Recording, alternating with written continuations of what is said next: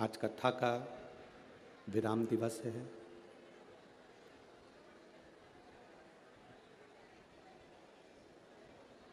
कथा शुरू हो उससे लेकर बाबा की आरती तक दिल से बाबा से जहाँ बैठे हो,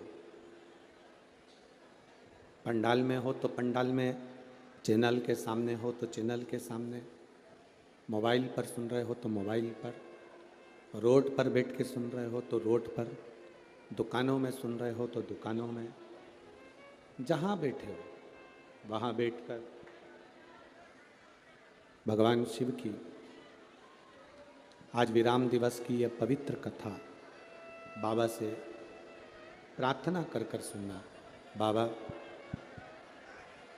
ऐसी कृपा, ऐसी करुणा आप हमारे ऊपर करना कि हम भी जिंदगी में एक बार शिव महापुराण की कथा करवा सकें। ऐसा धन, ऐसा वैभव हमको भी दे।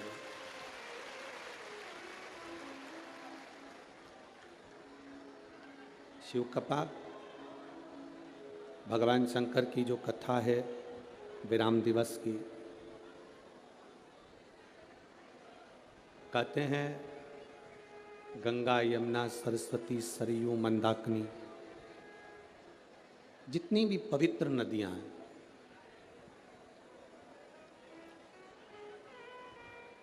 संसार में जितनी भी पवित्र नदियां विराजमान हैं, कथा के विराम दिवस में वो सभी पवित्र नदियां संपूर्ण विश्व का कल्याण करने के लिए शिव रूपी गंगा से मिलने के लिए आती हैं और शिव महापुराण में पहुंचती हैं।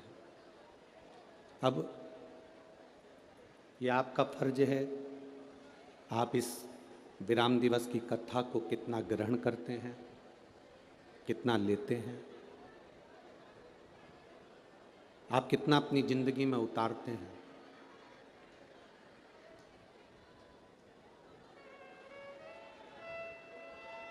तिरुपति बाबा के दर्शन करें आप लोगों ने, वेंकटलाल के दर्शन करें, तिरुपति नाथ जी के। धक्के खाते खाते खाते खाते लोग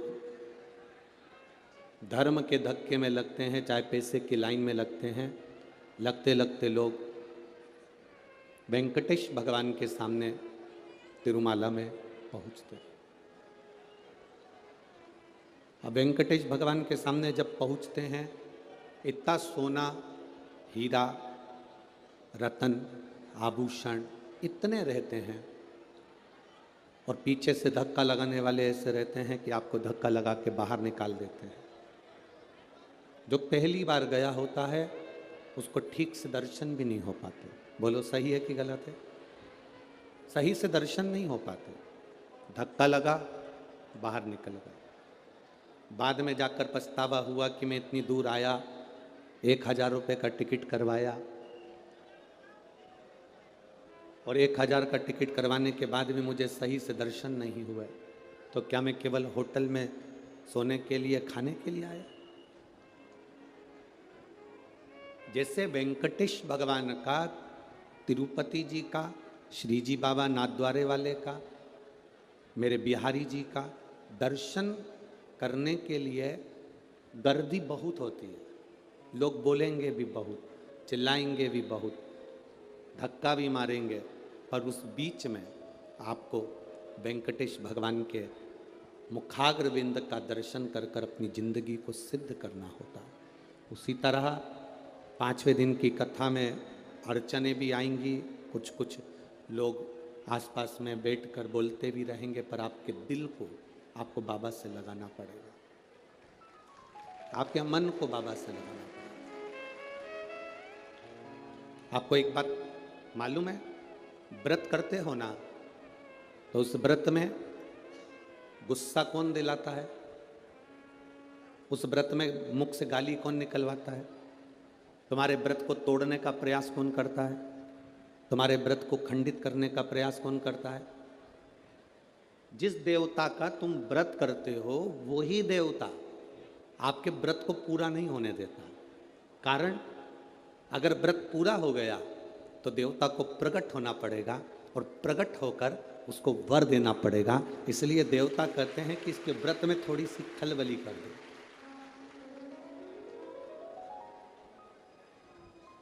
इसके व्रत में थोड़ी सी अर्चन कर दो। अगर व्रत में थोड़ी सी अर्चन होगी तो इसका व्रत पूर्ण नहीं होगा, पूर्ण नहीं होगा तो मुझे जाना नहीं पड़ेगा। मेरे बाबा का ये पावन शिव महापुराण की कथा कहती है कि 5वें दिन की जो कथा होती है या 7वें दिन की जो कथा होती है, जो दिल से सुनने वाले होते हैं बाबा को उनके घर जाना ही पड़ता है और कल्याण करना ही पड़ता है। अब ये तो हृदय लगाने वाले के ऊपर है कि जो दिल लगाकर सुना है, मन से स्नेह से भाव से श्रवण किया, उसको मिला। शिव कथा कहती है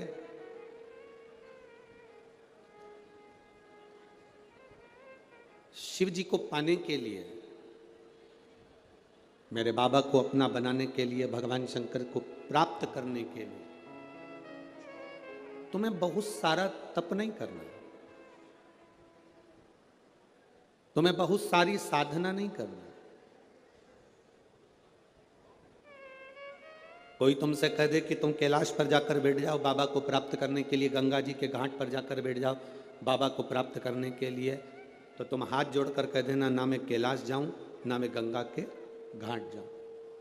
शिव महापुराण की कथा कहती है संत बनना सरल है, साधु बनना सरल है, तपस्वी बनना सरल है, त्यागी बनना सरल है, पर शिव महापुराण की कथा कहती है कि एक अच्छा गृहस्थी बनना सबसे ज्यादा कठिन है, सबसे ज्यादा कठिन।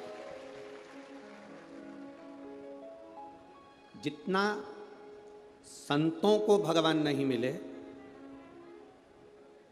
जितना साधुओं को भगवान नहीं मिले, जितना तपस्वियों को भगवान नहीं मिले, जितना त्यागियों को भगवान नहीं मिले, उतना उतना भगवान गृहस्थी को मिला है। रामकृष्ण परमहंस जी गृहस्थी थे, संत तुकाराम जी गृहस्थी थे, नामदेव जी गृहस्थी थे, मीराबाई गृहस्थी थे, कर्माबाई, मीराबाई, नामदेव जी, तुकाराम जी, मुक्ताबाई, ये जितने जितने संत हुए हैं, जितने जितने संत, भारत की भूमि पर आप स्मरण करिए, जितने साधु, जितने सन्यासी, जितने तपस्वी, जितने साधक, जितने उपासक, इनको परमात्मा को मिलने में देरी हो गई, पर जो घर में रहकर भगवान को दिल से मना लिया, मेरा मुरली मनोहर, मेरा शंकर, मेरा कृष्ण, मेरा हरि विठ्ठल, उसके सामने आ गया। संत तुकाराम जी की धर्म पत्नी कितना क्लेश करती थी, फिर भी शिव जी की, ठाकुर जी की भक्ति तुकाराम जी करते थे। नामदेव जी को कितना कितना कहा गया तो भी नामदेव जी भगवान की भक्ति करते थे। किसी ने तुकाराम जी से कहा तुम्हारी पत्नी इतनी गुस्सा करने वाली मिली, इतना अपशब्द बोलने वाली मिली, आपको दुख नहीं होता? आपकी पत्नी इतना क्रोध करने वाली मिली, आपको दुख नहीं होता? संत तुकाराम जी ने कहा इसमें दुख करने की बात नहीं, इसमें प्रसन्न होने की बात है कि कम से कम मेरी पत्नी गाली देती है, अपशब्द कहती है, ताना देती है, तो मेरा मन पत्नी से हटकर परमात्मा में चला जाता है। इससे बढ़कर सौभाग्य और क्या हो सकता है? इससे बढ़कर सुख और क्या हो सकता है? शिव महापुराण की कथा कहती है जब कोई ताना देता है, जब कोई अपशब्द कहता है, जब कोई गाली देता है, जब कोई आड़े टेढ़े शब्दों से संबोधित करता है, जब कोई हमको अपशब्द कहता है, गाली देता है, ताने देता है, उस समय पर हमारा दिल, हमारा हृदय, हमारा चित्त, हमारा मन उधर से हटकर परमात्मा की ओर चला जाता है, भगवान को प्राप्त करने की ओर चला जाता है। और कभी कभी जिंदगी में ऐसा भी समय आता है कि व्यक्ति अपने चक्कर में, अपने परिवार के सुख के लिए, अपने सुख के लिए पत्नी, बच्चे, कुटुंब, परिवार के सुख के लिए, माता पिता, भाई बहन के सुख के लिए अपनी जिंदगी को भी नष्ट कर देगा। एक कथा आती है शिव महापुराण के अंदर संजीवनी मंत्र की।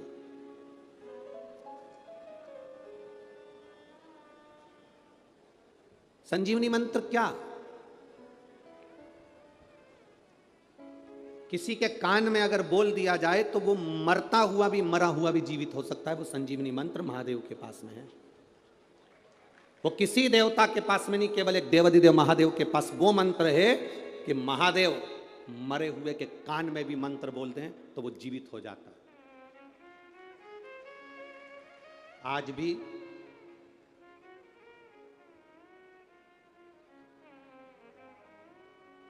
हिमाचल प्रदेश में एक शिवजी का मंदिर है। कभी अब उसका स्मरण, हमें नाम तो हमें स्मरण में नहीं आ रहा है, पर अगर आप लोग नेट पे सर्च करेंगे तो वो आ सकता है। उसका वर्णन स्कंद पुराण में भी है, लिंग महापुराण में भी उसका वर्णन आता है।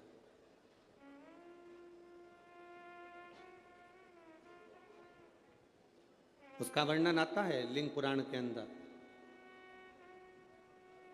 उसका वर्णन आता है स्कंद पुराण के अंदर।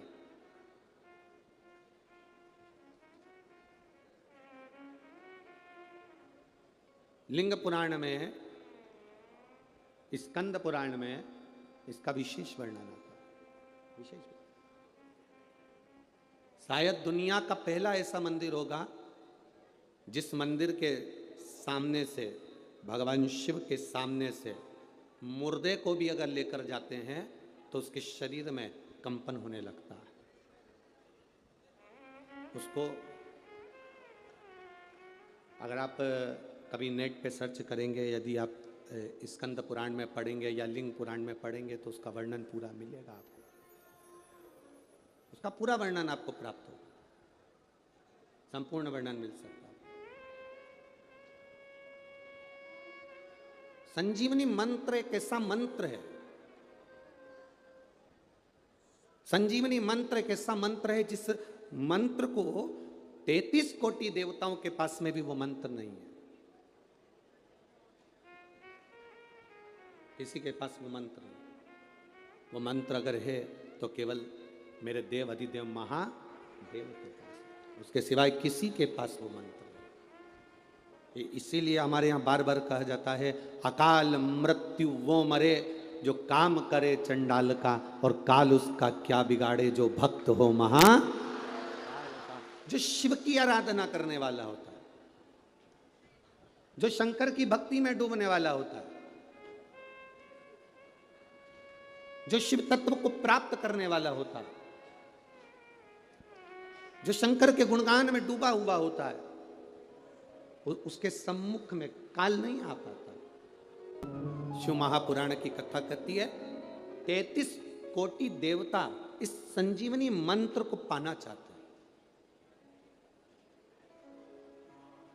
33 कोटि देवता इस संजीवनी मंत्र को लेना चाहते हैं। अब कौन होगा ऐसा संसार में जिसको संजीवनी मंत्र नहीं चाहिए? कौन होगा ऐसा? देखिए, शिव महापुराण का पंचाक्षर मंत्र नमः शिवाय, षडाक्षर मंत्र ओम नमः शिवाय, शिव महापुराण का श्री शिवाय नमस्तुभ्यम, शिव महापुराण का महामृत्युंजय मंत्र, शिव महापुराण की कथा कहती है शंकर के जितने मंत्र हैं, शिव के जितने मंत्र हैं,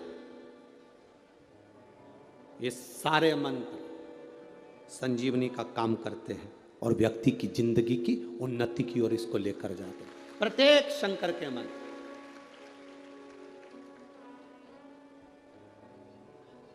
शिव का एक भी मंत्र कमजोर नहीं है, शंकर का एक भी मंत्र खाली नहीं जाता। आप अगर श्री शिवाय नमस्तुभ्याम का जाप कर रहे हो, प्रतिदिन आपके मुख से 11 बार 21 बार श्री शिवाय नमस्तुभ्यम मंत्र निकल रहा है, भले काम करते करते निकले। शास्त्र कहता है 1 वर्ष 11 दिन जिसके मुख से 11 बार प्रतिदिन श्री शिवाय नमस्तुभ्यम मंत्र का जाप निकलता है, वो मंत्र सिद्ध हो जाता है और उस मंत्र से वो अपने जीवन को सुखी कर सकता है। 1 वर्ष 11 दिन इस मंत्र के उच्चारण से, और कितनी बार बोलना है, जम के बोलो जरा। मंत्र कोई भी हो, उसका उच्चारण, उसका स्मरण करते करते वो सिद्ध हो जाता है। मंत्र सिद्ध करने के लिए आपको कहीं पहाड़ पर जाने की जरूरत नहीं है। मंत्र को सिद्ध करने के लिए आपको किसी नदी के तट पर जाने की जरूरत नहीं है। मंत्र को सिद्ध करने के लिए केवल निर्मल मन सो मोहि पावा, मोहि छल छिद्र कपट ना भावा। निर्मल मन से, निर्मल चित्त से, निर्मल हृदय से, शुद्ध भाव से आप जब परमात्मा को पुकारोगे, परमात्मा आपके सामने होगा।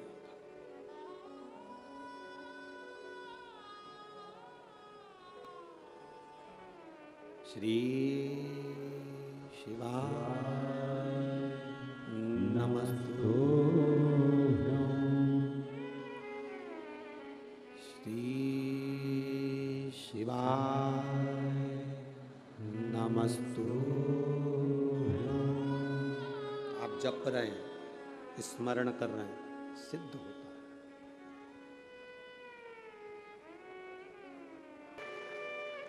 शरीर में 3.5 करोड़ रोम हैं हमारे।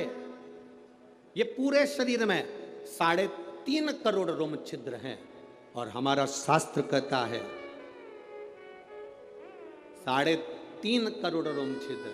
शास्त्र कहता है महीने में, 15 दिन में, 20 दिन में, 1 महीने में, 5 दिन में, 7 दिन में, 8 दिन में अगर 3.5 करोड़ बार भगवान का नाम मुख से निकल जाता है, या हम जहाँ बैठते हैं उस स्थान पर 3.5 करोड़ बार भगवान के नाम का उच्चारण हो जाता है, तो भगवान को वहाँ बैठे हुए जीव का कल्याण करना ही पड़ता है।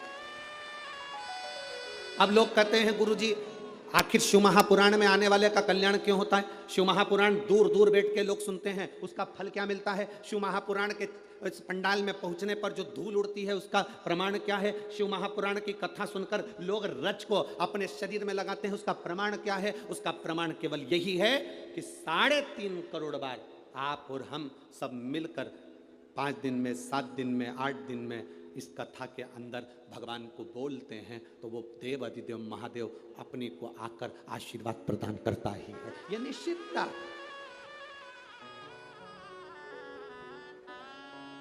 क्या मिलता है शिव पुराण में जाने से? ये आपको मालूम पड़ेगा आज जब कथा सुन। और इसमें कई लोग ऐसे बैठे होंगे जिनको 5 दिन में भी मालूम पड़ा होगा कि क्या दिया महादेव ने, क्या प्रदान करा महादेव ने।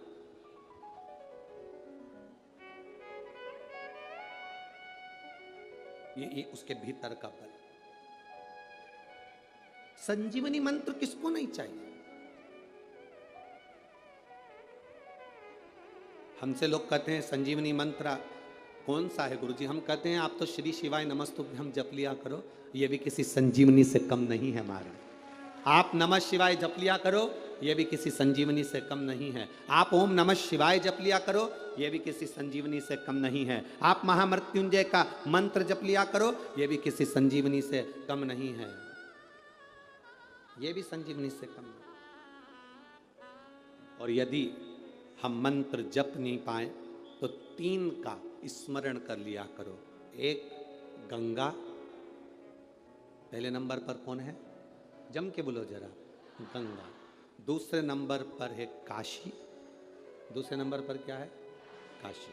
और तीसरे नंबर पर है विश्वनाथ, काशी के विश्वनाथ। ये 3 का जिह्वा पर अगर नाम आ जाता है, ये 3 का स्मरण हमारे जीवन में हो जाता है, तो हमको इस मृत्यु लोक में कष्ट नहीं भोगना पड़ता और बार बार जन्म नहीं लेना पड़ता। हमें बारंबार जन्म नहीं लेना है। संसार सागर में बार बार आने से मतलब क्या है? श्री शिवाय नमस्तु। श्री शिवाय नमस्तु। श्री शिवाय नमस्तु। श्री शिवाय नमस्तु। श्री शिवाय नमस्तु। श्री शिवाय नमस्तु। तो मंत्र की प्रबलता हम जान रहे हैं। 3.5 करोड़ रोम छिद्र इस मनुष्य की देह पर, 21,600 श्वास प्रतिदिन हमारे शरीर से निकलती है। कितनी श्वासें निकल रही हैं? जम के बोलो। 21,600 श्वास प्रतिदिन निकल रही है, प्रतिदिन। और 21,600 श्वास प्रतिदिन निकल रही है। 3.5 करोड़ रोम छिद्र या मानव की देह पर हैं। आपने एक प्रसंग श्रवण किया होगा भगवान कृष्ण का, कि मेरे लाडले भगवान कृष्ण द्रौपदी के लिए दौड़ दौड़ कर चले जाते थे। द्रौपदी पुकारती और भगवान कृष्ण दौड़कर पहुंच जाते। इस बात से सत्यभामा जी को अच्छा नहीं लगा। सत्यभामा जी ने रुक्मणी जी से कहा, जी मुझे एक बात समझ में नहीं आती कि भगवान कृष्ण हमारे स्वामी, ये द्रौपदी बुलाती है और हमारे स्वामी भागकर चले जाते।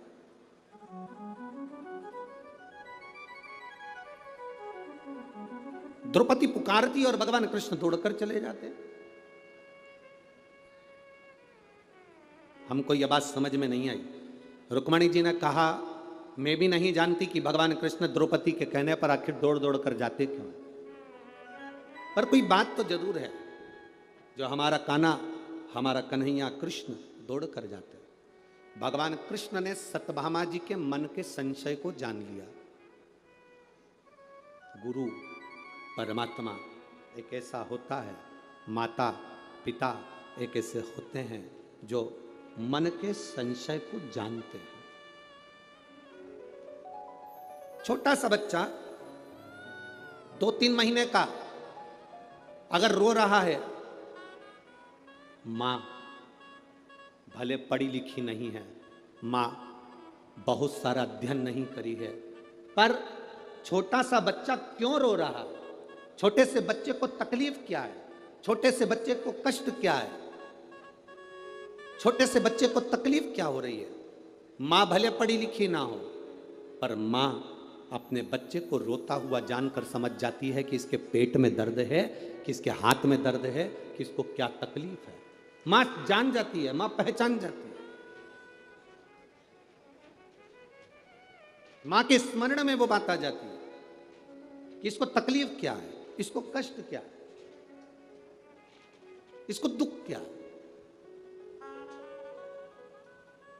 माता पिता गुरु ये जानते हैं कि इनको तकलीफ क्या है। मेरे भगवान कृष्ण जान गए कि आखिर सत्यभामा के मन में संशय क्या है। सत्यभामा के संशय को मिटाने के लिए भगवान कृष्ण रुक्मणी और सत्यभामा दोनों को द्रौपदी के यहाँ ले गए। द्रौपदी केश कंघा कर रही थी तो सत्यभामा जी से कहा, सत्यभामा जाकर अपनी ननंद को थोड़ा सा तेल लगा दो सिर में और कंघा कर दो। सत्यभामा जी ने विचार करा, ऐसा कंघा करूंगी और ऐसा तेल लगाऊंगी कि खोपड़िया में एक बाल ना रहने दूंगी। अब भाभी और ननंद की तो पहले से ही ये जोड़ियां चली आई हैं। ननंद बोलती है तो भाभी नहीं टिकती और भाभी बोलती है तो ननंद नहीं टिकती। अब पर कहीं कहीं ऐसा भी होता है कि ननंद और भाभी की इतना प्रेम होता है, इतना प्रेम होता है कि एक दूसरे के बिना रह नहीं पाते। कई जगह ऐसी भी है जहां पर इनका आत्मीय प्रेम बड़ा प्रबल है। सत्यभामा जी ने द्रौपदी के सिर पर तेल लगाना प्रारंभ करा, बाल खींचा, तोड़ा, जैसे ही तोड़ा उसमें से आवाज आई, हे कृष्ण।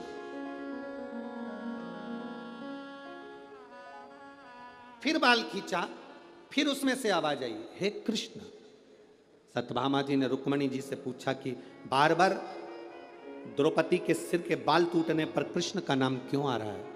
रुक्मणी जी बोली, मुझे नहीं मालूम। इतने में भगवान कृष्ण आ गए और कन्हैया ने आकर कहा, री सत्यभामा, तुम कहती हो कि मैं दौड़ दौड़ के द्रौपदी के घर क्यों आता हूं? पूरी दुनिया में केवल एक द्रौपदी ऐसी है जो 3.5 करोड़ बार एक दिन में मुझे पुकार लेती है, इसलिए उसकी एक एक रोम में से मेरा नाम निकलता है। मेरे एक एक रोम में से मेरे नाम का उच्चारण होता है। 3.5 करोड़ बार द्रौपदी मुझे बुलाती है एक दिन में।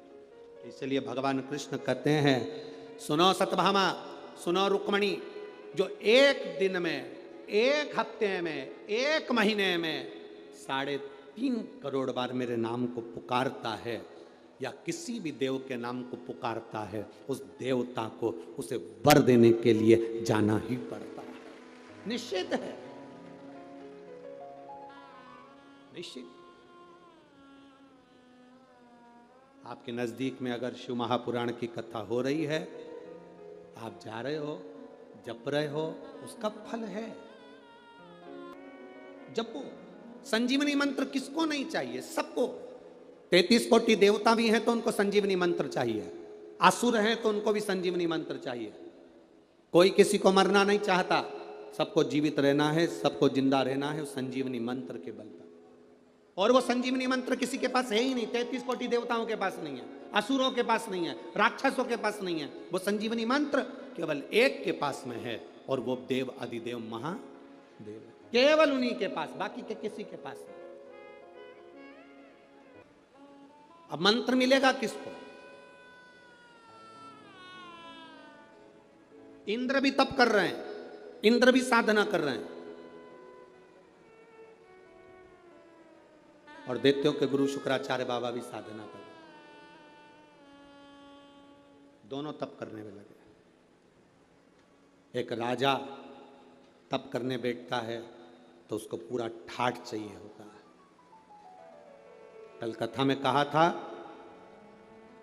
पशुपति नाथ का व्रत भी करना तो अपने पूजन की थाली खुद लगाना। कितनी सुंदर बात कही है शिव महापुराण के अंदर, जरा ध्यान दीजिएगा। लड़की कुंवारी है, तब तक अपने पिता की धन, पिता की दौलत से पशुपतिनाथ का व्रत उस पिता के पैसे से मंगाई हुई वस्तु से कर सकती है। बेटी की शादी हो जाए, विवाह हो गया, अगर वो खुद कमा रही है तो अपने पैसे से करे, और नहीं अगर शादी हो गई तो जो उसका पति कमाता है या उसके ससुराल वाले जो धन दें उससे पशुपति व्रत करे। मायके के धन से शादी होने के बाद पशुपतिनाथ का व्रत की मूलता नहीं है। कई लड़कियां, कई बेटियां कहती हैं मेरे ससुराल वाले मानते नहीं है, इसलिए मम्मी मैं आपके यहाँ के पशुपति व्रत कर लूंगी, मम्मी मैं आपके यहाँ कर लूंगी। विवाह होने के बाद गोत्र बदल गया, तू दान में चली गई, तेरा कन्या दान हो गया।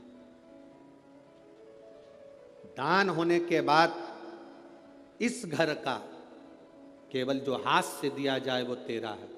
दान होने के राजा अम्बरीश के चरित्र का स्मरण करिएगा। एक राजा गाय का दान दे देता है, गाय घूमते घूमते खूंटे से छूटकर ब्राह्मण के यहां से वापिस राजा के नगर में आ जाती है। नगर में से राजा की गौशाला में चली जाती है। गौशाला में दूध निकालने वाले ने दूध निकाला, वो दूध निकला हुआ राजा के कक्ष में खीर बन जाती है। खीर भगवान को भोग लग जाती है, भोग लगकर वो प्रसाद राजा खा लेता है, राजा को नरक भोगना पड़ता है।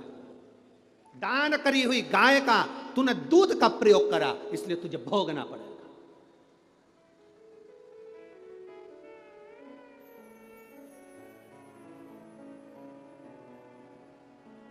भंडारा भंडारा भंडारा हमारी तरफ से 2 पीपा तेल दान में दिए। काय में दिया? जम के बोलो जरा। दान में दिया। तूने 2 पीपा तेल दान में दिया है। वो 2 पीपे तेल की सब्जी और पूड़ी मत खा लेना, क्योंकि तूने दान दिया है। अगर तू कहता मैंने 2 पीपा तेल भगवान के प्रसाद में दिया तो प्रसाद खा सकता था, पर तूने दान दिया तो दान का उपयोग नहीं कर सकता। तो वो दान का उपयोग नहीं कर सकता। भंडारा भंडारा भंडारा, मेरी तरफ से 1 बोरा 1 कुंटल गेहूं, आटा, चावल, दाल दान में दिया। अब दान में दिया तो तू खाना मत ही, तूने दान दे दिया। हमारी शास्त्र रीति कहती है बेटी का कन्यादान करने के बाद तो बुजुर्ग माँ बाप बेटी के घर का नहीं खाते, क्योंकि हमने दान दिया है। दान दिया है इसलिए नहीं खाते। अब तुम किस अंदाजे में, गुरुजी मैं पशुपति व्रत कर रहा हूँ, मैंने ये वाला अनुष्ठान करा, मैंने ये पूजन करी, मैंने ये आराधना करी, आपने जो उपाय बताया मैंने सब करा, पर बाबा हमारी क्यों नहीं सुनता? उसको कहाँ कर रहे हो? किस जगह पर कर रहे हो? कौन से धन का प्रयोग कर रहे हो? कहीं तुम मायके के जल का, मायके के परिंदे का, मायके के हंडे का पानी तो नहीं ले रहे हो? उसमें उनके पितरों का वासा है, तेरे पितरों का नहीं। आप आए नहीं, सुबह हो गई, मेरी पूजा की थाली धरी की धरी रह गई। क्यों नहीं आए? कारण क्या था? किस कारण नहीं पहुंचे? क्या हुआ ऐसा जो आप आते नहीं? कारण क्या? मेरी पूजा में कोई ना कोई कमी रह गई। क्या कमी रही है? एक राजा भी तप साधना कर रहा है, इंद्र संजीवनी मंत्र को पाने के लिए। एक असुरों के गुरु शुक्राचार्य जी भी तप साधना कर रहे हैं संजीवनी मंत्र पाने के लिए। राजा सोचता है राक्षसों के गुरु हैं, इनको क्या संजीवनी मंत्र मिलेगा। राजा इंद्र ने सोचा कि शुक्राचार्य असुरों के गुरु हैं, राक्षसों के गुरु हैं, इनको संजीवनी मंत्र मिलेगा। इनको नहीं मिल सकता, मुझे मिलेगा संजीवनी मंत्र। और इंद्र लग गए तप साधना में। इंद्र लग गए तप साधना में। यहां पर 2 तरह के लोग बैठे हैं। एक भगवान को रोज भोग लगाते हैं तो कुछ ना कुछ पकवान, लड्डू, पेड़ा, फल, फ्रूट, मिठाई जो उनके घर में होती है वो लगाते हैं। यहाँ ऐसे भी लोग बैठे हैं, रसोई घर में जाते हैं, थोड़ी सी खड़ी शक्कर निकाल कर, थोड़ी सी शक्कर निकाल कर ले आते हैं, भगवान के सामने रख देते हैं। नहीं है उसके घर में 56 भोग, नहीं है उसके घर में लड्डू पेड़ा, नहीं है उसके पास में कुछ भी। अंदर गई रसोई घर में, चाय की पत्ती के डब्बे में शक्कर का डब्बा रखा था, चीनी का डब्बा, उसमें से थोड़ी सी निकाल के भगवान को भोग लगा दिया। बाबा संघर्ष की जिंदगी चल रही, इतनी कमाई नहीं बाबा कि मैं तेरी आराधना अच्छे से कर सकूं।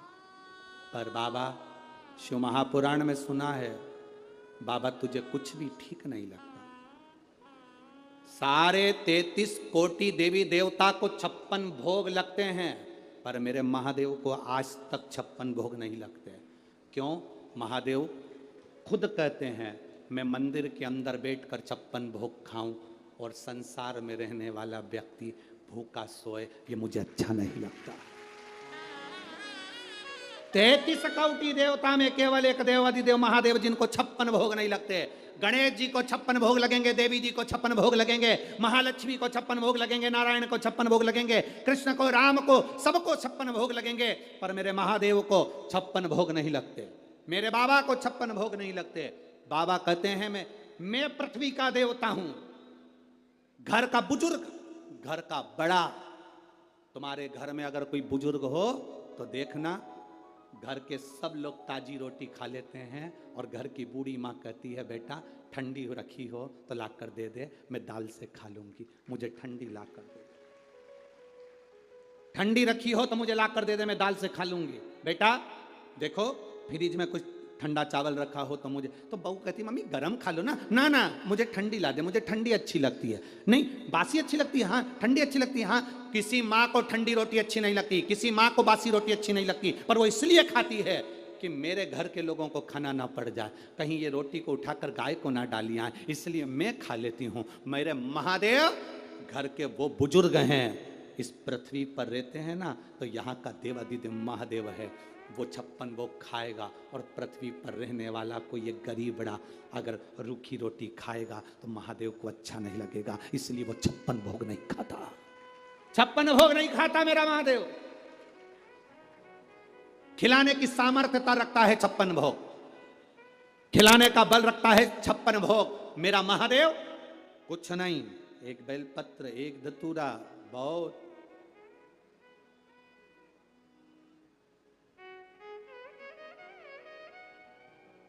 एक पति पत्नी का झगड़ा हुआ, पत्नी ने पति से कहा तुम ये गंदा नाली का पानी पीकर आते हो, मदिरा का नशा, शराब का नशा कर कर आते हो, ये अच्छी बात नहीं है। पति ने कहा तू भी तो रोज शंकर जी के मंदिर में जाती है जल चढ़ाने के लिए, तेरा महादेव भी तो भांग का नशा करता है, तेरा महादेव भी तो भांग का नशा करता है। अगर देवता नशा करते हैं तो मुझे करने में क्या दिक्कत है? उंगली उठाने वाले उंगली उठाते हैं। हमने उनसे निवेदन केवल इतना सा है, जो कहते हैं कि शंकर जी भांग पीते हैं इसलिए हम भी नशा करते हैं, तो शंकर जी ने तो विष भी पिया था, एक बार खरीद के पी जा। पीना, शंकर जी की होड़ करने चला है तो एक सांप कहीं से निकल जाए इसके गले में डाल दो। शंकर जी की होड़ करने चला है, कपड़े उतार नंगा निकल। शंकर जी की होड़ करने चला है तो जटा बांध ले, सिर पे चंद्रमा धर ले। चंद्रमा नहीं धरे तो तेरे घर के पानी की बाल्टी को 24 घंटे तेरे सिर पे रखे बता दे। शंकर जी की होड़ करने चला है तो थोड़ा डमरू खड़का ले। शंकर जी की होड़ करने चला है तो अपने पूरे तन पे धतूरा रख ले कांटे वाला। शंकर की होड़ करना सरल नहीं है रे भाऊ। लोग कह देते हैं शिव ऐसे शिव ऐसे, शंकर को जो पहचान गया वो दूसरी बार ये कह ही नहीं सकता कि शंकर में कुछ खोट है। शंकर अविरलता, आनंदता, शिव तत्व की सुखता है शंकर। वो देता है, लेता कुछ नहीं। शंकर मेरे शिव हमेशा देते हैं, कभी उन्होंने लिया नहीं तुमसे। तुमसे कुछ लिया, दिया। जल महादेव का, तुमने महादेव को चढ़ाया। जल में पैसा लगा तुम्हारा? बोलो बोलो, जम के बोलो। बेलपत्र पेड़ पे लग रही थी, तोड़ के चढ़ा दी, पैसा लगा तुम्हारा? शंकर जी को जो चीज चढ़ती है वो सब फ्री।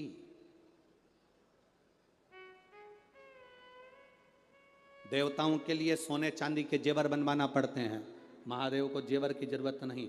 जिस पुष्प को सारे देवताओं पर चढ़ते हैं, महादेव कहते हैं जो फूल किसी काम का नहीं हो वो मेरे पास ले आओ।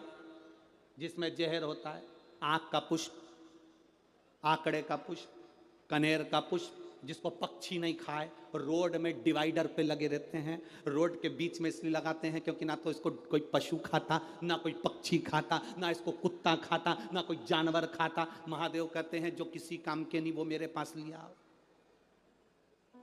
धतूरा किसी देवता पर नहीं चढ़ता, मेरे पास ले आओ। बेलपत्र मेरे पास ले आओ। जल मेरे पास ले आओ। जो कहीं नहीं चलता वो महादेव के पास में लाया जाता है। इसलिए लोगों की आज भी आदत पड़ी हुई है, कई लोगों की, जो रुपया कहीं नहीं चले, जो रुपया बाजार में नहीं चले वो आरती की थाली में चढ़े। जो रुपया कहीं नहीं चलेगा वो आरती की थाली में चलेगा, क्योंकि उसको मालूम है ये कहीं नहीं चलता। चलता है तो महादेव के पास ही चलता है, बाकी के कहीं नहीं चलेगा। वो चल रहा है। हम भी वही रुपये हैं, आप और हम वही सिक्के हैं खोटे जो कहीं नहीं चल रहा है। महादेव के पास पहुंच गए। भूत चुड़ैल पिशाच, देखो भगवान विष्णु की शादी में 33 कोटि देवता आए, शंकर जी की शादी में उन्होंने डमरू बजाया, सब डाकनी पिशाचनी चुड़ैल भूत भयंकर आए। एक चोर शिव जी के मंदिर में चोरी करने गया। बाबा कि मंदिर में चोरी कर रहा है, अपने कपड़े में आग लगाकर चोरी का सामान देख रहा था। वो चोर कौन सा वीआईपी होता है, पर बाबा ने, मेरे बाबा ने उसको कुबेर बना दिया। आज भी जिस कुबेर की तुम पूजन करते हो वो चोट्टा है। आज भी दिवाली पर जिस कुबेर की तुम पूजन करते हो चोर है, जिसको मेरे महादेव ने कुबेर बनाया है। मेरे महादेव ने कुबेर के सिंहासन पर बिठा दिया। जब भगवान नारायण तिरुपति में बैठकर, तिरुमाला में बैठकर भगवान नारायण को चिंता व्यापी, मेरे ऊपर कर्जा हो गया, ऐसा भाव हो गया, तब लक्ष्मी जी भी उनको छोड़कर नीचे आ गई। तब मेरे महादेव ने कहा, नारायण चिंता मत करना, मैं कपिलेश्वर बनकर तुम्हारे पास में आता हूँ, तुम चिंता मत करना। अगर मैं नीचे बैठ गया, कपिलेश्वर बनकर नीचे बैठ जाता हूं, मैं जब तक नीचे बैठा हूं तुम्हारे ऊपर कर्जा नहीं होने दूंगा। इतना दान चढ़वाऊंगा, इतना दान चढ़वाऊंगा कि सारी दुनिया का पैसा एक तरफ कर दो और तिरुमाला का पैसा एक तरफ कर दो, इतना वैभव दे दूंगा। कपिलेश्वर बनकर बैठ गया मेरा महादेव नीचे। आप लोग तिरुपति गए होंगे तो दर्शन करना, ऊपर तिरुमाला में वेंकटेश भगवान है तो नीचे कपिलेश्वर महादेव है, वो बैठे हैं। तो चिंता मत करना बाबा, मैं बैठा हूं। मेरे शिव देते क्या है तुमको? बल। शंकर देते क्या है तुम्हें? विश्वास कि तू हारना मती। एक चाय की दुकान भी लगाए, ठेला भी चलाए, रिक्शा भी चलाए तो हारना मती, पान की दुकान भी लगाए तो हारना मती। मैं हूं, जल चढ़ाते रहना।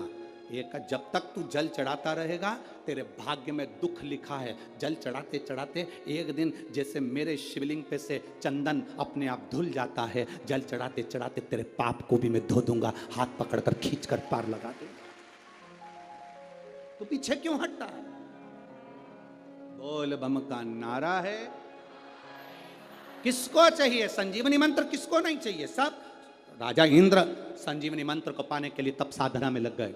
जगत गुरु, देवगुरु, यहां असुरों के गुरु, वो भी लगे मंत्र को पाने के लिए। इंद्र लगे थे तो इंद्र थोड़ी देर तप करते, तप करते करते इंद्र को लगता मैंने तो बहुत तप कर लिया, पर मंत्र तो मिल ही नहीं रहा, मंत्र नहीं मिल रहा। कभी कभी हमारी गलती हो जाती है। इंद्र ने सोच लिया अब भगवान प्रसन्न नहीं हो रहा, मुझे संजीवनी मंत्र नहीं मिल रहा। थोड़ी देर तक भजन करा, उसके बाद में चल दिए, विचार करा, अब भगवान प्रकट नहीं हो रहा। 1 महीना मंदिर में जल चढ़ा लिया, सोचा हमारा काम नहीं हो रहा। 2 महीना चढ़ा के देख लिया, 3 महीना चढ़ा के देख लिया, हमारा काम नहीं हो रहा, मंदिर में जाना छोड़ दिया। एक निवेदन, एक गुरु ने 2 चेलों से कहा, जाओ मुझे पानी पीना है, कुएं खोदो, पानी लेकर आ। एक चेला एक कुआं खोदता जा रहा है, दूसरा चेला यहां 15 फीट खोद दिया, 10 फीट खोद दिया, 20 फीट खोद दिया, 25 फीट खोद दिया, 50 फीट खोद दिया, पानी नहीं मिला। दूसरा एक ही कुएं को खोदे जा रहा, खोदे जा रहा, खोदे जा रहा, खोदे जा रहा, आखिरी में पानी निकल गए। हम उसके जैसे हैं। 15 फीट खोद दिया, यहां से काम नहीं हुआ वहां चले गए, वहां से काम नहीं हुआ वहां चले गए, 15-15 फीट का गड्ढा खोदते गए, कहीं से काम नहीं बना, आखिरी में रोने बैठ गए, भगवान तो हमारी सुन ही नहीं रहा। उसको देखो बाजू वाले को, एक कुआं खोदे जा रहा, खोदे जा रहा, खोदे जा रहा, चढ़ाते जाओ जल, चढ़ाते जाओ जल। 1 महीना नहीं सुनेगा, 2 महीना नहीं सुनेगा, 3 महीना नहीं सुनेगा, 5 महीना नहीं सुनेगा, 6 महीना नहीं सुनेगा। जाते रहो उसके दरवाजे पर, आवाज लगाते रहो उसके दरवाजे पर, सुनेगा जरूर। यहां से जाते जाते किसी का कोई बेटा कहीं चले गया हो, तुम आवाज लगा कर देखना, ए कमलेश, ए कमलेश। एक बार कमलेश नहीं सुनेगा, दूसरी बार फिर आवाज लगाना कमलेश, तीसरी बार फिर आवाज लगाना कमलेश, फिर आवाज लगाना कमलेश। बार बार आवाज लगाओगे तो जितने कमलेश बैठे होंगे वो सब सुनेंगे, तो उस समय वो कमलेश भी सुनेगा। बार बार पुकारते रहोगे तो मेरा महादेव सुनेगा जरूर, ये निश्चित है। उसको पुकारो। उसको पुकारने का भी तरीका है कि हमें बुलाना है, दिल से बुलाना है, हमें दिखावे से नहीं। कई लोग चंदन लगा लिया, कई लोग मंदिर में घंटों तक बैठ गए, 8-10 घंटे तक, और सोचा कि भगवान मिल जाएगा ना। भगवान कहते हैं काहे को टाइम बर्बाद कर रहा है, मंदिर में बैठते हैं, हम तो इतने सारे पाठ करते हैं, हम तो भगवान को रिझाते हैं, हम तो मंदिर में ये करते हैं, हम तो ढोलक पीट पीट के भजन गाते हैं, उसके बाद भी भगवान नहीं सुन रहा। ये तलाक वाले हो। यहाँ तो शंकर का जो भक्त होता है ना, उसको कुछ मतलब नहीं रहता, वो तो आता है, जल चढ़ाता है, थोड़ी देर मुस्कुराता है, बाबा से पूछ लेता है कैसे हो प्रभु, बहुत पानी चढ़ रहा है, सर्दी लग रही होगी। कैसे हो बाबा? और दिल से शिवलिंग का स्पर्श कर कर, हाथ लगाकर, भाव से, आनंद से कहता हुआ जाता है, बाबा जितनी खुशी तेरे हृदय में है उतनी खुशी मेरे इस पल्लू में दे देना। और चला गया, चला, देखा ही नहीं, मिला ही, देखा ही।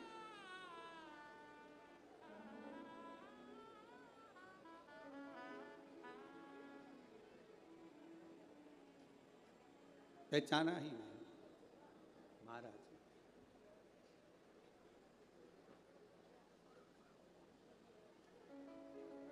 और शिव तत्व, भगवान देवाधिदेव महादेव का गुणगान सुख का अनुभव कराता, सुख का अनुभव। महाराज शिव महापुराण की कथा कहती है, शिव तत्व कहता है, बाबा देवाधिदेव महादेव का संवाद कहता है। जब जाओ तब उसको निमंत्रण देकर आओ। अपने स्थान पर बैठकर भगवान देवाधिदेव महादेव से अपने हृदय की बात, आज भी राम दिवस पर जहां जगह मिले वहां बैठकर बोलो, बाबा से अपने मन की बात करो। आज कथा का विराम दिवस भी है, पवित्र नवरात्रे चल रहे हैं। बड़े भाव से, दिल से बाबा से प्रार्थना करेंगे। कार्यकर्ता भी जहां जगह मिले वहां बैठकर भाव से कहिए, दिल से बाबा से प्रार्थना करें।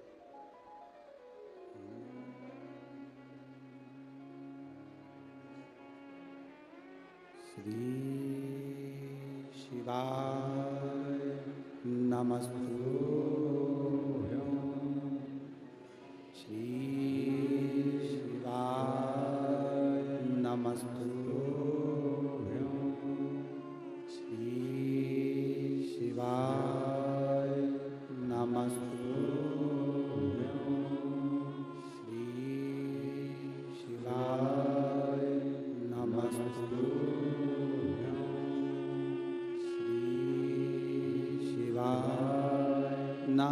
नमस्तुभ्यं। हे बाबा शिव, औघड़ी, दयालु, दातार, त्रिकालदर्शी है, कैलाशी, अविनाशी, आप करुणा करने वाले, आप दया करने वाले। जब तक आपकी कृपा नहीं होती संसार सागर में, तब तक कोई कृपा नहीं। संजीवनी मंत्र पाने के लिए इंद्र ने तप किया, तप टूट गया, साधना टूट गई, तब साधना समाप्त हो गई। इतनी सरलता से इंद्र संजीवनी मंत्र प्राप्त नहीं कर सकते, इतनी सरलता से।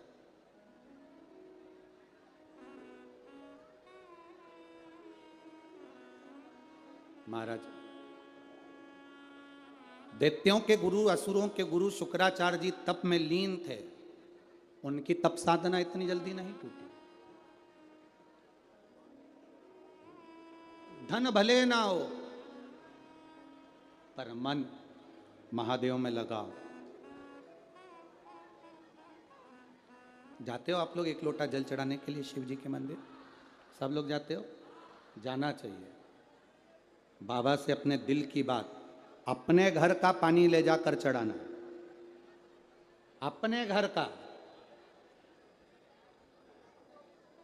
ये तो अब फैशन आ गया कि दीपावली पर मिठाई का डब्बा बाजार से खरीद कर ले जाना चाहिए, पर बुजुर्ग माताओं से पूछना, पहले घर में मिठाई बनती थी, दीपावली का कोई सामान, गुजिया, पपड़िया, खुरमे आदि आदि बनते थे, उसको थाली में लगाकर अपने रिश्तेदारों को देते थे, ढाक कर, कपड़ा ढाका जाता था, फिर ले जाता था। ये तो अब फैशन आया। अब लोगों को लगा कि बाजार से मिठाई खरीद लो। त्योहारों को भी पैसे से तोल दिया गया। त्योहार पैसे से कभी नहीं तुलना चाहिए। त्योहार को भी पैसे से तोल दिया लोगों ने। कोई मिठाई का डब्बा देकर जाता है तो हमें भी उसके घर में ड्राई फ्रूट्स देना ही पड़ता है। बोलो सही है कि गलत है? कोई अगर मिठाई का डब्बा देकर गया तो आप ड्राई फ्रूट्स दे रहे हो, कोई ड्राई फ्रूट देकर गया है तो काजू कतली दे रहे हो, काजू कतली देकर गया तो मैसूर पाक दे रहे हो। मिठाई, पैसा, बड़े गिफ्ट आइटम, इससे हमने त्योहारों को तोल दिया। पर त्योहार धन से ना तोलिए। जब दिवाली आए, होली आए, रक्षाबंधन आए, त्योहार को धन से दूर रखकर मन से जोड़ने का प्रयास करिए। त्योहारों को मन से, जो त्योहार धन से तोले जाते हैं, जो रिश्ते धन से तोले जाते हैं, वो रिश्ते बहुत लंबे चलते नहीं, बहुत लंबे नहीं चलते।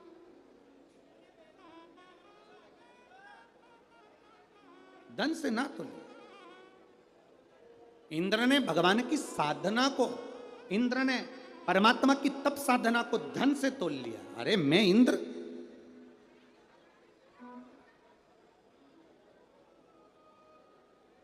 मैं इंद्र, ये मेरी तप साधना। इंद्र को संजीवनी मंत्र नहीं मिला। दैत्यों के गुरु शुक्राचार्य जी तप साधना में लगे थे, उठ नहीं पाए। तप साधना में जब उठ नहीं पाए तो उनको लग गया इंद्र को कि इसको संजीवनी मंत्र मिल सकता है क्योंकि ये तप साधना में लगा हुआ, छूट ही नहीं रहा, उठ ही नहीं रहा, इसको मिलेगा। अब इंद्र ने अपनी बेटी जयंती को बुलाया। क्या नाम था इंद्र की बेटी का? नाम जयंती। जयंती को बुलाकर इंद्र ने अपनी बेटी जयंती से कहा कि ये शुक्राचार्य जी तप कर रहे हैं संजीवनी मंत्र पाने के लिए, और मैंने भी तप करा संजीवनी मंत्र पाने के लिए, पर मेरी तप साधना पूरी नहीं हो पाई। शुक्राचार्य जी की तप साधना चल रही है और संजीवनी मंत्र इनको मिल सकता है। तो जयंती ने कहा आप चिंता मत करो, पिता अपनी बेटी जयंती से ये नहीं बोले कि तू जाकर तप साधना तोड़। पिता ने जाकर ये नहीं कहा अपनी बेटी से जयंती से कि तू तप साधना तोड़, पर जयंती कह रही है आप चिंता मत करो, मैं जाकर तप साधना तोड़ दूंगा। कभी कभी ऐसा होता है कि कोई कहता ही नहीं तुमसे कि तुम ये करो, फिर भी तुम किसी के सामने अपनी सत्ता दिखाने के लिए, अपना वैभव दिखाने के लिए कर्म करते हो। किसी एक को प्रसन्न करने के लिए किसी चार को दुखी कर देते हो, तो वो प्रसन्नता किसी काम की नहीं होती, उस प्रसन्नता का कोई सुख नहीं। कहोगे गुरुजी ये कथा कहीं है? महाभारत में अश्वत्थामा की कथा। महाभारत में अश्वत्थामा से नहीं कहा कि पांडवों के 5 पुत्र सो रहे हैं उनको मार दे। दुर्योधन ने एक बार भी नहीं कहा अश्वत्थामा से कि इन 5 पुत्रों को मार दे। पांडवों के 5 पुत्र जब मरे थे तो सबसे ज्यादा दुर्योधन रोया था।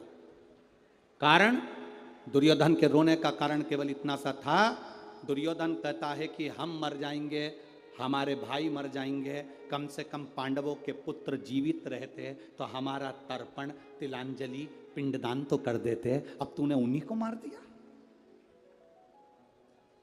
उन्हीं को।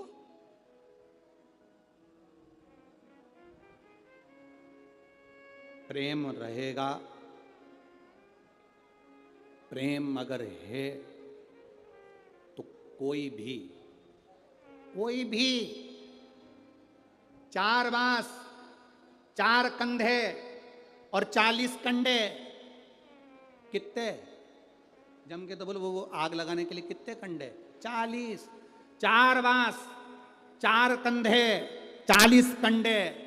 अगर तुम्हारा किसी से प्रेम और स्नेह है तो कोई दूसरा भी दे देगा, और अगर प्रेम स्नेह नहीं है तो सग्गे भी बैठे रहेंगे तो ना कोई 4 बांस देगा, ना 4 कंधे देगा, ना 40 कंडे देगा। प्रेम होगा तो दूसरे भी अपने बन जाएंगे, प्रेम नहीं तो कोई नहीं। अश्वत्थामा से एक बार भी दुर्योधन ने नहीं कहा कि तुम प्रसन्न करने के लिए कि तुम पांडवों के पुत्रों को मार दो, पर अश्वत्थामा दुर्योधन की दृष्टि में अच्छा बनने के लिए, दुर्योधन की दृष्टि में श्रेष्ठ बनने के लिए, दुर्योधन की दृष्टि में अच्छा बनने के लिए अश्वत्थामा ने द्रौपदी के सोते हुए 5 पुत्रों का वध कर दिया।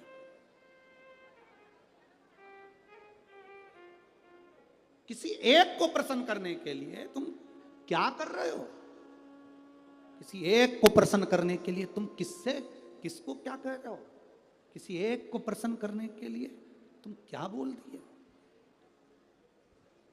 एक को प्रसन्न करने के लिए दुर्योधन, अश्वत्थामा ने द्रौपदी के 5 पुत्रों का वध कर दिया केवल उस दुर्योधन को प्रसन्न करने के लिए, केवल एक दुर्योधन को प्रसन्न करने के लिए।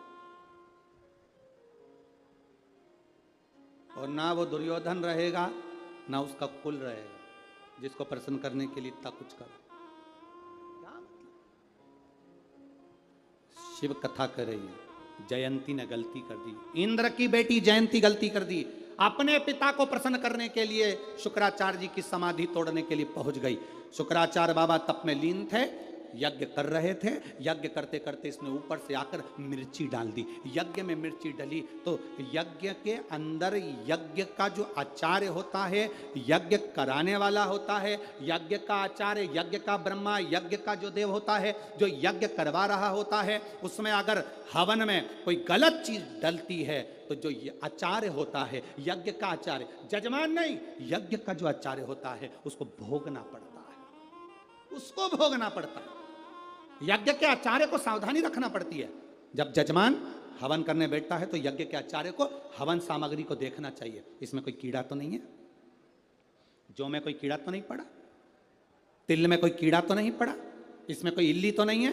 यह यज्ञ आचार्य की मूलता होना चाहिए कि यज्ञ आचार्य देखे इसमें कोई जानवर तो नहीं जा रहा, इसमें कोई जीव तो नहीं जा रहा, इसमें किसी की हिंसा तो नहीं हो रही, इसमें कोई मर तो नहीं रहा। ये यज्ञ आचार्य की उसको देखना पड़ता है, ये उसकी जवाबदारी। पर आज के समय में तुम चाहे कुछ भी मिलाओ, मंत्र बोलने वाले मंत्र बोलें और तुम डाल, ना ना ना, यज्ञ आचार्य को उस समय पर भोगना पड़ता है। यज्ञ आचार्य की दिक्कत। शुक्राचार्य बाबा यज्ञ कर रहे थे, जयंती ने मिर्ची डाल दी, मिर्ची डाली तो यज्ञ आचार्य शुक्राचार्य बाबा के शरीर में चारों तरफ घाव घाव उत्पन्न हो गए, पूरा शरीर बेकार, पूरा शरीर।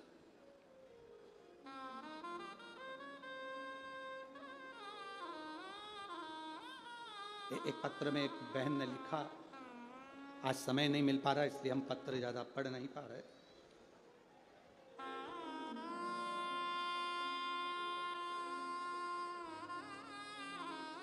मेरा नाम रोहिणी अवथे, नागपुर विनोबा भावे नगर से हूँ। कहीं बैठी हो तो हाथ हिला सकती हैं अगर कहीं बैठी हो तो। उन्होंने लिखा है, भोले बाबा बड़े दानी हैं गुरुजी, मेरा मोबाइल नंबर ये है, मैं नागपुर की रहने वाली हूँ। मेरे पति ने कभी नहीं बोला कि मेरे शरीर में कोई कष्ट है। एक बार उनके चेहरे पर हाथ का स्पर्श हो गया, एकदम वो चिढ़ गए, चीख दिए। मैंने पूछा तुम्हें कोई तकलीफ है? नहीं बोले। दूसरी बार उन्होंने खाना पीना बंद कर दिया, भोजन नहीं कर पाते, पानी नहीं पी पाते। तब मैंने डॉक्टर को दिखाने का बोला, वो मुझ पर चिढ़े। फिर भी मैंने उनको कहा कि अपन नागपुर के ही अच्छे डॉक्टर को दिखा देते। दिखाया, मालूम पड़ा कि उनके मुख में गठान हो गई, जबड़े के पास में गठान हो गई। डॉक्टर को दिखाया, डॉक्टर ने कहा, जांच कर कर बोल दिया कि ये कैंसर की गठान है, इसका ऑपरेशन होगा, कीमो होंगे, ऑपरेशन में जबड़ा बाहर निकालना पड़ेगा, काटना पड़ेगा। घबरा गई गुरुदेव, क्या करती? टीवी पर आपकी कथा सुनती थी, पहले कथा सुनी, 1-2 बार मंदिर गई, फिर घर में इतनी व्यस्त हो गई, पति दिन भर चिड़चिड़ करे सो तो करूं क्या, मंदिर जाना छोड़ दिया। बाबा के मंदिर जाना मैंने छोड़ा, अब मैं करूं क्या? डॉक्टर ने बड़ी बीमारी बता दी, उसका ऑपरेशन जल्दी करना पड़ेगा। डॉक्टर कहते हैं ऑपरेशन के लिए मन नहीं माना, हम दूसरी जगह दिखाने गए तो वहां पर भी यही बताया। दवा खाना चेंज कर दिया, दिखाया तो डॉक्टर ने कहा कि यही करना पड़ेगा। अब मन नहीं माना, पहले तो बाबा का दरबार छोड़ा, अब सोचा पति इतना चिड़चिड़ भी करे तो करने दो, पर शिव जी का दरवाजा नहीं छोड़ूंगी, मैं मंदिर जाना फिर चालू करूंगी। मंदिर जाने लगी, बाबा को जल चढ़ाने लगी। गुरुदेव, पति अपशब्द कहते पर फिर भी मैं मंदिर जाना नहीं छोड़ा। मैंने बाबा से कह दिया, बाबा तू सब संभाल लेगा, मेरा विश्वास करता। पशुपतिनाथ का व्रत करा, पशुपतिनाथ का व्रत कर कर तब तीसरे हॉस्पिटल में दिखाया तो डॉक्टर बोले ऑपरेशन की जरूरत नहीं पड़ेगी, आपको जबड़ा काटने की जरूरत नहीं पड़ेगी, केवल अपन इन पे कीमो डालकर देखते हैं। एक कीमो करवाया, पति तिल बिला गए, मुख में से पानी पीना बंद हो गया। मैंने विचार करा ऐसी कैसी नरक की जिंदगी की तड़फे पति। मैंने कीमो कराना बंद करा, बाबा का जल लाकर उनको देती, वो भी अब मेरे साथ मंदिर जाना चालू कर दी है। बाबा का जल देती, वो पीते, चेहरे पर लगाते। गुरुदेव, डॉक्टर को जब अगली जांच कराई तो डॉक्टर ने कहा अब इनको ना कीमो की जरूरत है ना ऑपरेशन की जरूरत है, इनका कैंसर खत्म हो गया। शिव तत्व है वो, घड़ी शंभु है, उसकी कृपा, उसकी उदारता, उसकी दया सहज नहीं है। हम क्यों दरवाजा छोड़े महादेव का? मैं उनको धन्यवाद दूंगा, कम से कम तुम्हें दुख की घड़ी में देवाधिदेव महादेव याद आए। आपके दुख की घड़ी में अगर महादेव आपको याद आ रहा है तो समझ लेना महादेव ने आपको याद किया है कि तू कहीं मत जा, मेरे पास आ। डॉक्टर को भी दिखा, जांच भी करा, कीमो भी करा, इलाज भी करा, क्योंकि डॉक्टर भी शंकर का एक स्वरूप होते हैं, डॉक्टर भी शिव का एक स्वरूप है। डॉक्टर से जांच कराना चाहिए, डॉक्टर जो बोले वो दवाइयाँ खाना चाहिए, औषधि कराना चाहिए, पर साथ में मेरे महादेव पर विश्वास भी करना चाहिए। डॉक्टर शिव का एक स्वरूप होता है, उसको भी महादेव का स्वरूप माना गया। जिस समय पर कोरोना महामारी हुई, सब अपने अपने घर में थे, पर डॉक्टर रूपी शंकर सबके हॉस्पिटल में जाकर सेवा कर रहे थे। वो भी शिव का एक स्वरूप है, शंकर का एक स्वरूप है। करो उसकी विनती, उसका निवेदन। जयंती ने कार्य किया, मिर्ची डाली, यज्ञाचार्य शुक्राचार्य बाबा के शरीर में तड़फन उत्पन्न होने लगी। तड़फन हुई और मुख से शुक्राचार्य जी के निकल गया महादेव। जो निकला महादेव, शिव सामने खड़े थे। शंकर ने देखा, शुक्राचार्य तुम्हारे शरीर में इतना भयंकर रोग। शुक्राचार्य जी कहते हैं बाबा, रोग नहीं लगता जब आप सामने होते हो। रोज शंकर के सामने जाओगे तो किसी बड़े रोग तुम्हारे शरीर में प्रवेश नहीं करेगा। मेरा पुरुषों से भी निवेदन है, कभी मत सोचो कि मैं वीआईपी की, मेरी दुकान की, मेरी प्रॉपर्टी की, मेरी जमीन की, मेरी जायदाद। कभी अहंकार में मत जियो। घर से लोटा भरकर पानी उठाकर शंकर के मंदिर जाया करो। पत्नी नहीं कहे तुमसे कि मंदिर जाओ तो भी जाओ। दुकान जाते समय एक लोटा झोले में, जैसे तुम्हारी किताब ले जाते हो, टिफिन ले जाते हो, एक बोतल एक लोटा झोले में डाल के ले जाओ। दुकान जाते समय, ऑफिस जाते समय, बीच में जो मंदिर मिले वहीं चढ़ाकर अपनी दुकान चले जाओ, पर अपना फर्ज पूरा करो। वो दुख की घड़ी में साथ देता। एक पत्र आया, उस पत्र में एक बहन ने लिखा, मैं ममता चौहान, मेरे पति की सलून की दुकान है, नाई की दुकान है। गुरुदेव, सलून की दुकान किराए की, उसका भाड़ा देना पड़ता, छोटे छोटे 2 बच्चे, उनका पालन, शिक्षा, घर में खाने तक के लाले, कुछ भी नहीं। बहुत दुखी थे गुरुदेव। तब मेरी बहन ने मुझसे कहा कि तू टीवी पर कथा आती है, सुना कर, बाबा पर भरोसा करा कर। मैंने अपने पति से कहा, जो सलून की दुकान चलाता है, कि तुम्हारी पानी की बोतल सलून में ले जाने के लिए मैं भरती हूँ। वो बोतल से ऐसा करते हैं ना, सलून में भरती हूँ बोतल, एक बोतल में अलग से भर के दूंगी तुमको, तुम महादेव को चढ़ाकर चले जाया करो। मेरे पति ने महादेव को जल चढ़ाना प्रारंभ करा। गुरुदेव, किराए की दुकान में थे, किराए के मकान में थे, खाने के भी लाले थे। एक प्रदोष से दूसरा प्रदोष हुआ, जल चढ़ाते चढ़ाते 1 महीना निकला गुरुदेव। बाबा ने कृपा कर कर जो किराए की दुकान थी वो हमारी कर दी। बाबा को क्या वर्णन करूं, जल चढ़ाते चढ़ाते बाबा ने हमारे खुद का मकान कर दिया। मैं बाबा को यहाँ प्रणाम करने आई हूँ, उस बाबा ने जो हाथ पकड़ा, मैं बाबा को धन्यवाद देने के लिए। ये शिव तत्व ओघड़ी शंकर है, त्रिकालदर्शी कैलाशी अविनाशी शंकर है। उसको पहचान लो। जिस दिन नहीं पहचान पाओगे, बाद में मालूम पड़ेगा कि हमारे नगर में ये रतन लुटाए गए थे, हमने उसको कंकर समझ के छोड़ दिया। ये हीरा है शिव महापुराण की कथा, जो लुटाई गई तिजोरी का माल, वो हमने छोड़ा।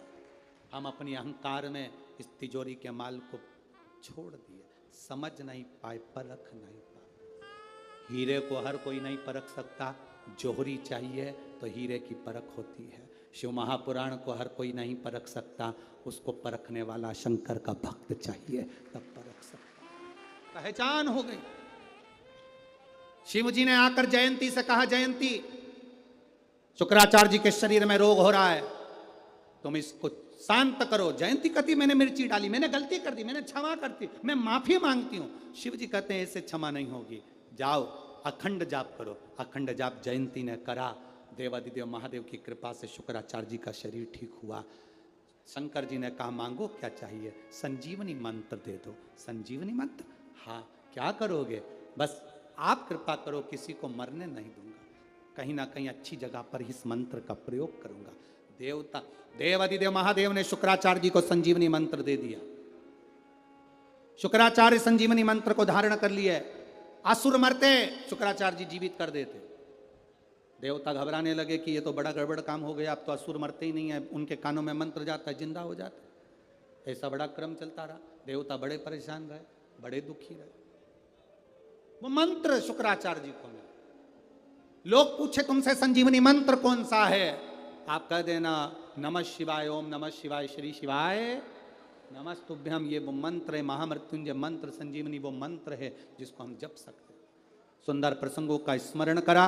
12 ज्योतिर्लिंग की कथा का वर्णन आता है। सुंदर सोमनाथ जी का वर्णन किया गया, चंद्र की काया के रोग से मुक्त किया गया। मल्लिकार्जुन बाबा षडानंद कार्तिक के रुष्ट होकर गए, उनको मनाया गया। महाकालेश्वर दूषण नाम के राक्षस के संहार के लिए शिव प्रकट हुए। ओमकारेश्वर विंध्य नामक पर्वत तप कर कर शिव जी को पाया। केदारेश्वर नर नारायण ने तप कर कर भगवान को पाया। फिर आया है भीमाशंकर, कुंभकर्ण के बेटे भीम को मारा शिव जी ने, तो भीमाशंकर कहलाए। फिर आया विश्वनाथ, मनु शत्रुपा ने तप कर कर भगवान शंकर को पाया। त्र्यंबकेश्वर, गौतम बाबा पर गौहत्या का दोष लगा, शिव जी की आराधना कर कर मुक्त हुए। अगला वर्णन आया वैद्यनाथ। रावण शिव जी को ले जाते भूमि पर रखा, शिव जी वैद्यनाथ जी के रूप में विराजमान हुए। नागेश्वर, दारुक नाम के राक्षस का संहार शिव जी ने करा, नागेश्वर के रूप में विराजमान हुए। रामेश्वरम, राम जी ने शिव जी की स्थापना करी, रामेश्वरम के रूप में स्थापित हुए। कृष्णेश्वर, सुधर्म नाम के ब्राह्मण की पत्नी घूष्मा के बेटे को सुदेहा ने मार दिया था, उसको बाबा ने जीवित करा, कृष्णेश्वर नाम पड़ गया। तुम रुका जी चंचुला देवी को पावन शिव महापुराण की कथा श्रवण कराते हैं। चंचुला का पति बिंदु प्रेत योनि से मुक्त हो जाता है। बाबा की कृपा से देवादिदेव महादेव ने मस्तक की बेलपत्र शिवपोथी को दी, बाबा ने वर प्रदान करा। ऐसी पवित्र कथा शिव महापुराण की विराम की ओर जा रही है।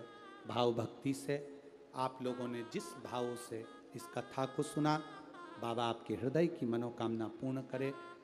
हर हर महादेव।